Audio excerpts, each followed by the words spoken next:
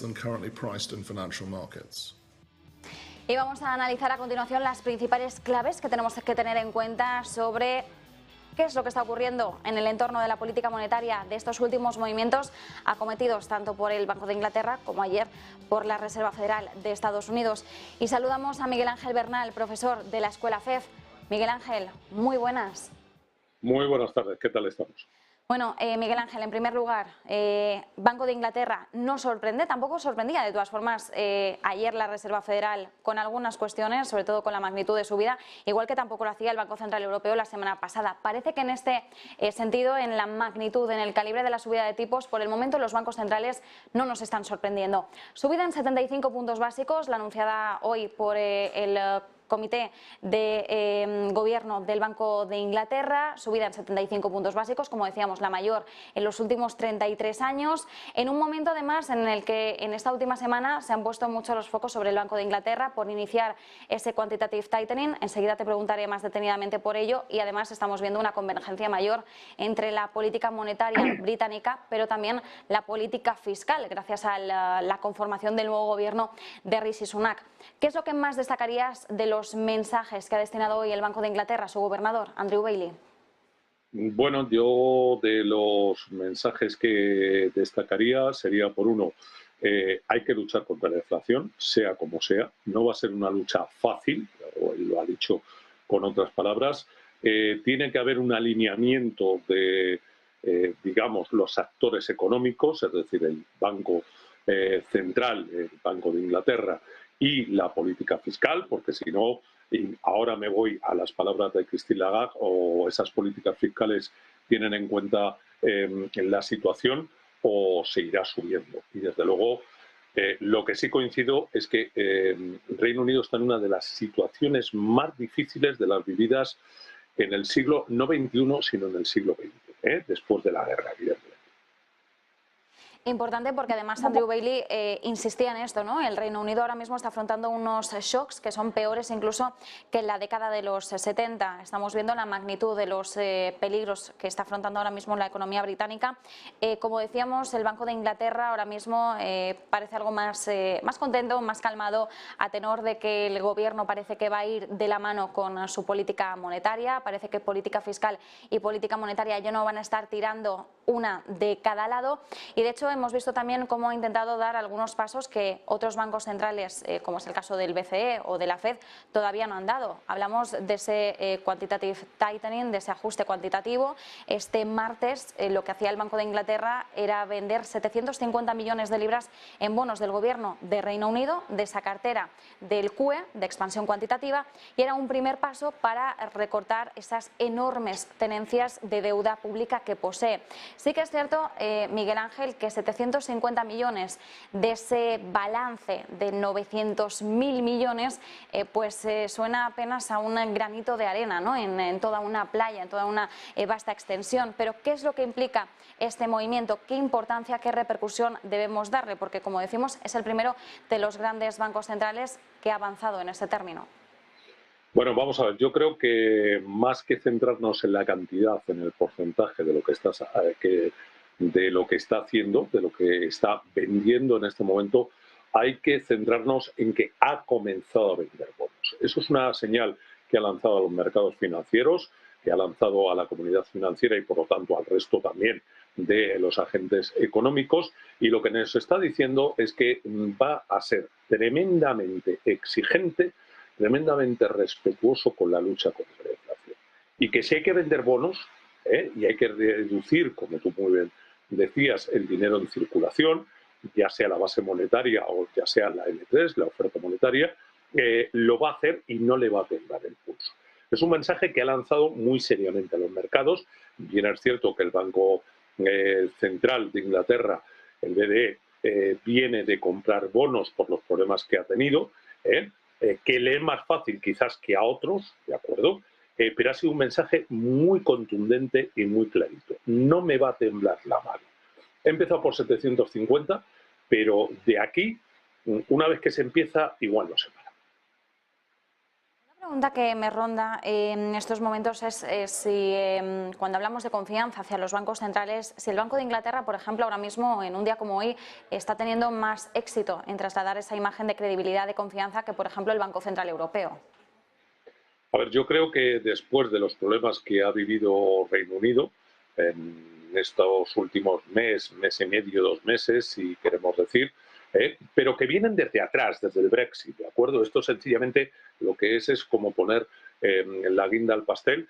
El Banco Central de Inglaterra lo que quiere es recuperar precisamente ese protagonismo, y tú lo decías muy bien, la confianza, ¿no? Aquí tenemos a unos guardianes que se llama el Banco Central de Inglaterra. El BCE hasta el momento, ya que me lo nombrabas, el BCE ha tenido una actitud un tanto timorata. Es decir, desde hace tiempo el BCE yo creo que ha estado deshojando una margarita. Sigo apoyando el crecimiento, sigo dejando un poquito de lado la inflación. Ya hemos visto que no es así. Es decir, después de la margarita, pues la última hojita, como yo suelo decir, ha salido que hay que luchar contra la inflación, cosa que no puede hacer otro banco central. O sea, no puede hacer otra figura que no sea el Banco Central, especialmente en el tema monetario, y ahora mismo yo al Banco Central le veo tan preocupado como pueda ser la Reserva Federal, como pueda ser el Banco de Inglaterra, que hablamos hace un momento, o como pueda ser cualquier otro banco, incluso el de Japón, ¿no? Entonces, en este sentido, hubo un mensaje que yo creo que ha pasado así, como de soslayo, salvo en aspectos muy, digamos, muy técnicos, que estamos centrados en la política monetaria, que ha sido quien nos ha dicho que en diciembre va a revisar la barra libre de liquidez, concretamente la segunda que hizo, los TLTROs. Y ahí sí que hay un mensaje no tan contundente como el Banco de Inglaterra, pero sí contundente.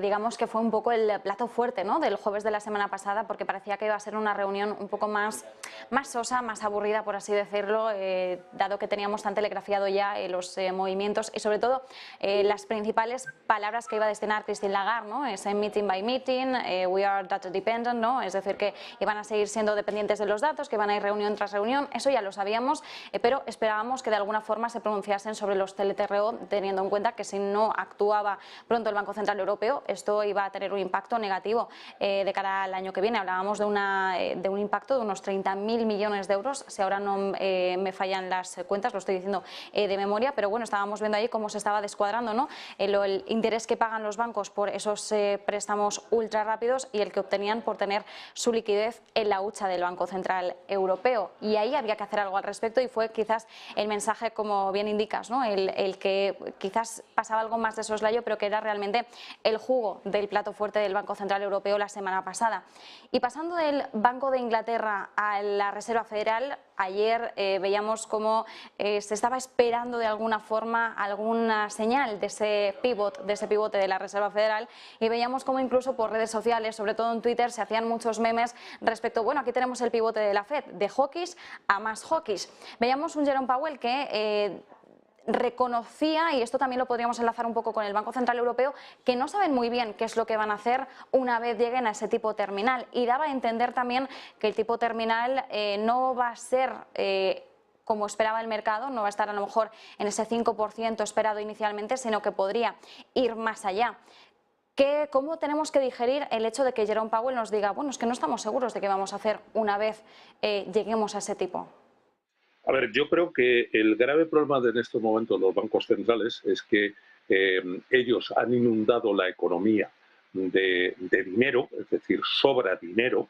Lo estamos muy bien viendo en el consumo americano. Bien es cierto que tengo que echar a un lado hacia todo el tema hipotecario, pero en el resto estamos viendo que no le está afectando para nada al consumo y que los precios siguen siendo altos. Entonces, en ese sentido, a ver, yo creo que la economía americana, y Jerome Powell lo dijo muy bien, vamos a llevar los tipos donde haga falta, y una vez que los tengamos, hasta que no tenga, y voy un poco traduciendo lo que yo entendí, o lo que se ha quedado en mi cabeza, hasta que yo no tenga exactamente confirmación de que la inflación está doblegada, no voy a bajar. ¿De acuerdo? Si queréis, estamos con un enfermo muy grave, no nos vale con salir de la UCI, o de la UBI, sino lo que yo tengo que tener en cuenta es que el enfermo va a pasar a planta, se le va a estabilizar y luego va a salir a la calle. Yo creo que eso es lo que Jerome Powell nos dijo. Por cierto, un mensaje muy parecido, parecidísimo, al de Christine Lagarde o hoy al del Banco de Inglaterra. O sea, que parece que los tres grandes bancos, quitando el de la República Popular China, que está, digamos, en otra liga, si se me permite la expresión, están muy alineados esta vez. Estamos viendo cómo están bastante alineados los mensajes, sobre todo, y también lo estamos viendo en los movimientos. Una última cuestión, Miguel Ángel.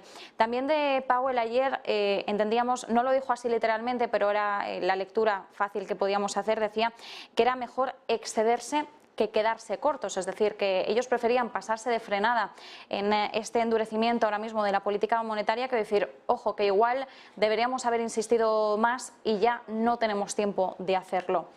¿Cómo están digiriendo estos mensajes ahora mismo los inversores? Bueno, yo recogería tus palabras al 100%, literalidad total. O sea, lo has dicho muy bien. Puedo utilizar otras palabras, pero el mensaje es lo mismo.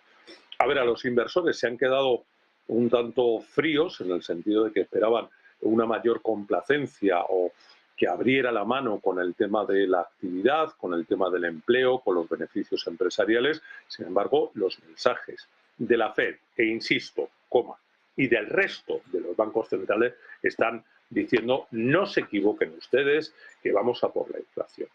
En cuanto a lo de, que tú lo definías muy bien, prefiero pasarme con la inflación.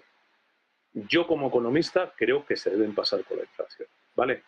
Va a provocar un ajuste doloroso, lo siento decirlo así, doloroso en el sentido de que va a haber más paro, que va a haber una contracción económica que puede durar más, etcétera, etcétera, pero es la única forma de salir saneado, porque hay tanto, insisto nuevamente, se ha hecho tanto dinero, se ha creado tanto dinero de la nada, que ahora estamos viendo como la llegada de un suceso como la guerra de Ucrania, pues ha sido como la chispa, como la colilla, que se tira a un bosque que está absolutamente seco y que arde por todos lados. Y ese bosque está seco porque está inundado de dinero. Vamos con esas claves. Muchísimas gracias por habernos desgranado, pues sobre todo, qué es lo que tenemos que tener en cuenta o qué lectura debemos hacer de los mensajes, de los comunicados oficiales de los bancos centrales, pero también de las palabras que nos transmiten sus gobernadores, sus presidentes. Miguel Ángel Bernal, como siempre, un placer. Muchísimas gracias. Un placer es mío. Vale, venga, hasta la próxima. Cuidaros. Bueno, Miguel Ángel, que además es un excelente profesor y ya ven la facilidad que tiene para explicar cosas que puedan resultar mucho más complicadas en un inicio. Vamos a proseguir ahora con los análisis en un día.